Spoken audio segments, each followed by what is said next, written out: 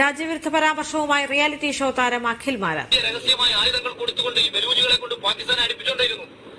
ആ പാവങ്ങളെ ഇവന്മാര് നാളെ ചുരുട്ടും. പാകിസ്ഥാൻ ഭീകരർക്കെതിരെ ഭാരതം തിരിച്ചടിച്ചതിലാണ് പ്രതികരണം. സമൂഹമാധ്യമത്തിലൂടെ ലൈവായി പരാമർശം നടത്തുകയായിരുന്നു. ബലൂച്ചുകൾക്ക് ഭാരതം രഹസ്യമായ ആയുധം നൽകി പാകിസ്ഥാനിൽ സംഘർഷം ഉണ്ടാക്കിയെന്ന പരാമർശം. ആ പാകിസ്ഥാന്റെ ഉള്ളിൽ ഇന്ത്യ കാണിച്ച മറ്റൊരു ഏറ്റവും വലിയ ചതിയാണ് ബലൂചിസ്ഥാനിലെ പാവങ്ങളോട്. ഈ ഇന്ത്യ ഈ ആക്രമണം നടത്തി ഇന്ത്യ രഹസ്യമായ ആയുധങ്ങൾ കൊടുത്തുകൊണ്ട് ഈ ബലൂജികളെ കൊണ്ട് പാകിസ്ഥാനെ അടുപ്പിച്ചുകൊണ്ടിരുന്നു. ആ പാവങ്ങളെ ഇവന്മാര് നാളെ ചുരുട്ടും. ഇന്ത്യയുടെ ഈ ഭരണാധികാരികൾ കാണിച്ച ഏറ്റവും വലിയ നമ്മാടിത്തരം ഇന്ത്യൻ ജനതയോടല്ല, സത്യത്തിലെ ബലൂചിസ്ഥാനിലെ ജനതയോടാണ്. എന്നെ കണ്ടപ്പോഴേ എന്റെ ഒരു കള്ള ലക്ഷണം ഞാൻ ശ്രദ്ധിച്ചു. പാവം പിടിച്ച ബലൂചിസ്ഥാനികളോട് ഇന്ത്യ കാണിച്ച ഏറ്റവും വലിയ ചതിയാണ് ഇപ്പോൾ ഇവിടെ നിന്ന് വലിഞ്ഞു കളഞ്ഞത്. അമേരിക്ക പറയുന്നത് കേട്ട് വലിഞ്ഞു കളഞ്ഞത്. ഒരാത്മാഭിമാനവും ഇല്ലാത്ത ഭരണാധികാരിയാണെന്ന് ഇന്ത്യ ഏതൊരു പൗരന് പറയാൻ പറ്റുന്ന ഒരു തീരുമാനം തന്നെയാണ് ഇപ്പോൾ നരേന്ദ്രമോദിയുടെ ഭാഗത്തുണ്ടായിരിക്കുന്നതെന്ന് എന്തിനാണ് പറയാ?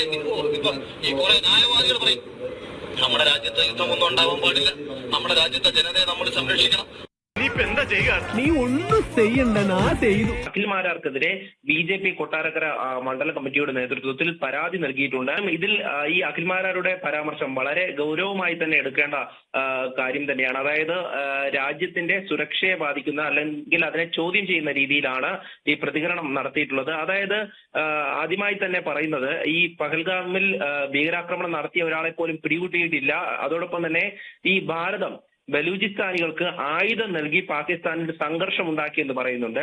അത്തരത്തിൽ ബലൂചിസ്ഥാൻ ജനതയെ ഭാരതം ചതിച്ചു എന്നുള്ള രീതിയിലും അതോടൊപ്പം തന്നെ ഇന്ത്യയുടെ ഭരണാധികാരികൾ അവരൊക്കെ തന്നെ ആത്മാഭിമാനം ഇല്ല എന്നുള്ള രീതിയിലുമൊക്കെയാണ് ഈ അഖിൽ മാരാർ പരാമർശം നടത്തിയിട്ടുള്ളത്.